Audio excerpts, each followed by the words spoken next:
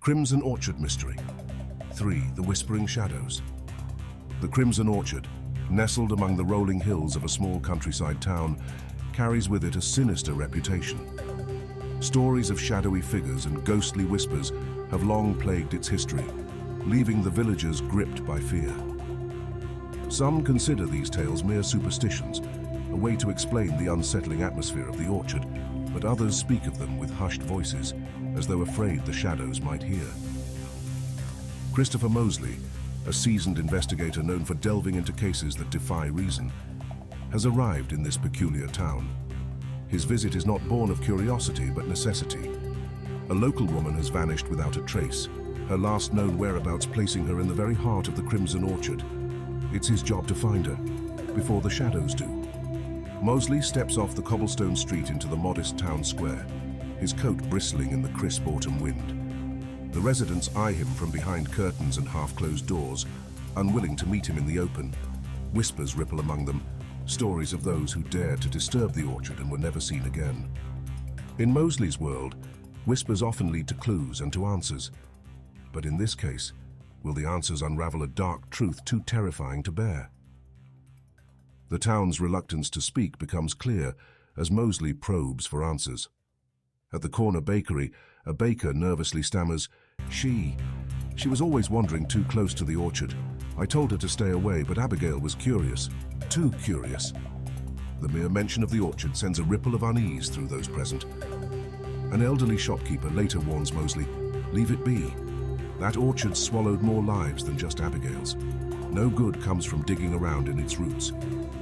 But Mosley, unmoved by superstition, plans to do just that. If the town won't talk, then the orchard itself might hold the answers he needs. His investigation leads him to Abigail's home, now abandoned yet eerily preserved, as though awaiting her return. He combs through her belongings, finding small but critical clues, a diary filled with messy scrawls about the orchard's whispers, sketches of symbols etched into its trees, and finally mentions of hearing voices that seem to come alive with the wind. The deeper Mosley digs, the more he realizes he's not just chasing a missing woman. He's chasing a mystery far more tangled and sinister than he ever expected. Armed with newfound curiosity and a growing list of unanswered questions, Mosley ventures to the Crimson Orchard under cover of twilight. The air seems heavier here, teetering between tranquility and a suffocating menace. As he steps between the trees, strange sounds begin to creep into his ears. The wind carries faint whispers, indistinct yet unnervingly rhythmic, as though a dozen unseen figures murmur secrets just out of reach. The deeper he travels, the louder the whispers become. His rational mind fights to explain them. Is it the wind threading through the tight-knit branches or something more? Amid the growing darkness, Mosley spots marks on the bark of the trees, symbols like the ones in Abigail's diary. They seem deliberate, etched with hands far steadier than hers. He carefully sketches the symbols into his notebook, his pen trembling. Suddenly, a shadow flickers in the corner of his vision. Whirling around, he catches only a fleeting trace of movement, silent, fluid, and far too deliberate for an animal. A rising chill passes through him. Whatever it is, he's no longer alone in the orchard. Returning to the safety of his inn, Mosley studies Abigail's diary with fresh eyes. It paints a vivid picture of an intelligent but inquisitive woman, drawn to mysteries others avoided. Her entries begin innocuously but grow more frantic. October 10th.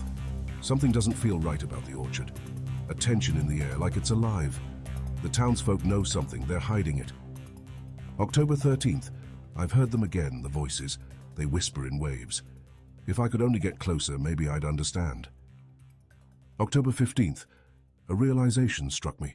The shadows aren't random, they come in patterns. Someone or something is behind them. Then one final cryptic entry. I think they know I figured it out. Tomorrow I'll prove I'm not imagining it. It's dated the very day she disappeared. To Mosley, the diary raises far more questions than it answers. Is this the rambling of paranoia or a breadcrumb trail left by someone on the verge of an incredible discovery? As Mosley digs deeper into the town's history, he stumbles upon an old, faded newspaper clipping in the archives. 40 years ago, A young child went missing in that same orchard under similar circumstances. No body was ever found, and the case eventually faded into legend. The story takes a sinister turn when Moseley uncovers a connection between the missing child and Abigail. She had been investigating that very case in the weeks before her disappearance.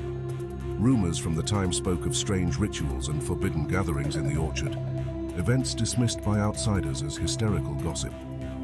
The parallels are too glaring to ignore. Moseley senses that Abigail's fate and the town's buried secrets are intertwined, bound by a chilling tragedy and the whispers that refuse to let it stay hidden. Determined to unveil the truth, Moseley ventures back into the orchard, this time prepared for whatever may lie ahead. The whispers are louder now, almost taunting him as he enters the thick of the trees. Symbols carved into the bark seem to glow faintly in the moonlight, guiding him deeper until he stumbles upon what appears to be a hidden underground chamber.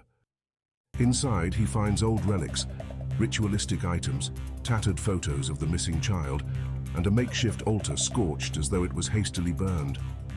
His breath catches as he notices fresh footprints in the dirt. Suddenly, the chamber trembles with the sound of footsteps above. Moseley freezes. Slowly, he retreats back into the orchard, staying low and avoiding detection. Whoever or whatever is behind this is closer than ever. The next day, Moseley confronts a local villager whose name has arisen multiple times in whispers, quiet accusations buried beneath layers of fear.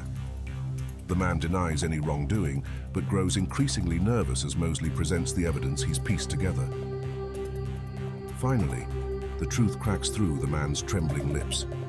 Abigail was on the verge of discovering an ugly truth about the child's disappearance, one tied to an individual revered and protected by the town. To preserve the town's reputation, the man took drastic measures to prevent Abigail from sharing what she had uncovered. But this still doesn't explain the whispers or the shadows. When Moseley presses him further, the man grows cold. "You think it's me? Oh no. There are things in that orchard even I don't understand. Even he couldn't control. You'll believe me when you hear them for yourself." Moseley returns to the orchard one last time, determined to tie up every loose end. He retraces Abigail's path from her diary entries and discovers a hidden clearing bathed in faint moonlight. For a brief moment, he stands absolutely still and hears it. A chorus of whispers, unnervingly human but emanating from no discernible source. But Moseley notices something. Patterns in the sound. When he moves, the whispers shift. When he stops, so do they. It dawns on him. The townsfolk, shrouded in fear, have stoked the legend of the whispering shadows themselves. The child's disappearance, Abigail's obsession, the altar, all real and orchestrated by human hands. But the shadows, the whispers, clever manipulations of sound and fear designed to shroud the town's secrets in an impenetrable legend. The missing woman is found days later, alive but traumatized, her memory fractured by captivity and fear. The criminal responsible is brought to justice, but the orchard's legend continues to haunt the town. Despite its roots in human deception, some mysteries linger, like the faint whispers Moseley hears as he bids farewell to the Crimson Orchard. As Moseley leaves the town behind, he reflects, some mysteries deserve to remain unanswered. But as the orchard fades into the horizon, the faint whispers seem to follow him, a chilling reminder that secrets often find ways to survive. And thus the Crimson Orchard closes another chapter in its dark, unyielding history, for now.